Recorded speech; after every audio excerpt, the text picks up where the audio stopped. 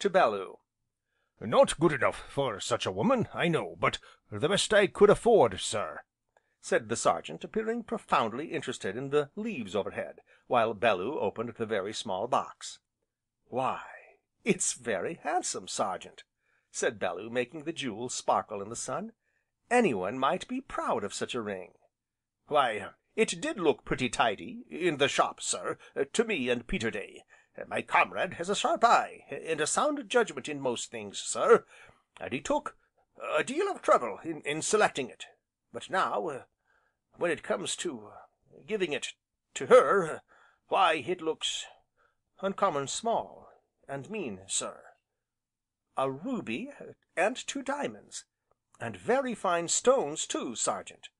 So, I made so bold as to come here, sir," pursued the Sergeant, still interested in the foliage above, "half an hour before my usual time, to ask you, sir, if you would so far oblige me as to hand it to her when I'm gone, sir." "Lord, no!" said Bellew, smiling, and shaking his head. "Not on your life, Sergeant." "Why man, it would lose half its value in her eyes if any other than you gave it to her. No, Sergeant, you must hand it to her yourself, and, what's more, you must slip it upon her finger." "Good Lord, sir!" exclaimed the Sergeant, "I could never do that." "Oh yes, you could." "Not unless you stood beside me, a force in reserve, as it were, sir." "I'll do that willingly, Sergeant." "Then, perhaps, sir, you might happen to know which finger?" "The 3rd finger of the left hand, I believe, Sergeant." "Here's Aunt Priscilla now," said Small Porges at this juncture. "Lord!" exclaimed the Sergeant, "and 16 minutes afore her usual time!" Yes, there was Miss Priscilla, her basket of sewing upon her arm, as gentle, as unruffled, as placid as usual. And yet it is probable that she divined something from their very attitudes, for there was a light in her eyes, and her cheeks seemed more delicately pink than was their wont. Thus, as she came toward them, under the ancient apple trees, despite her stick, and her white hair, she looked even younger, and more girlish than ever. At least the Sergeant seemed to think so, for, as he met her look, his face grew suddenly radiant, while a slow flush crept up under the tan of his cheek, and the solitary hand he held out to her trembled a little, for all its size, and strength. "Miss Priscilla, mam," he said, and stopped.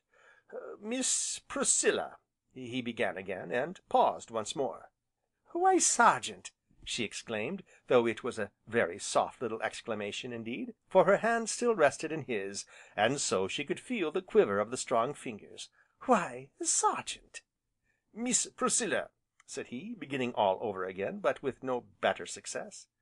"Goodness me!" exclaimed Miss Priscilla, "I do believe he is going to forget to enquire about the peaches." "Peaches!" repeated the Sergeant, "yes, Priscilla." "And why?" "'Cause he's bought you a ring," Small Porges broke in. "a very handsome ring, you know, Aunt Priscilla, all diamonds and jewels, and he wants you to please let him put it on your finger, if you don't mind."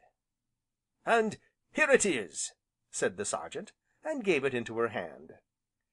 Miss Priscilla stood very silent, and very still, looking down at the glittering gems, then, all at once, her eyes filled, and a slow wave of colour dyed her cheeks.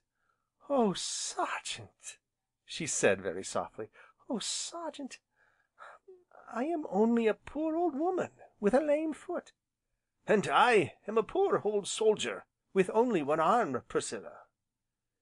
"You are the strongest, and gentlest, and bravest soldier in all the world, I think," she answered.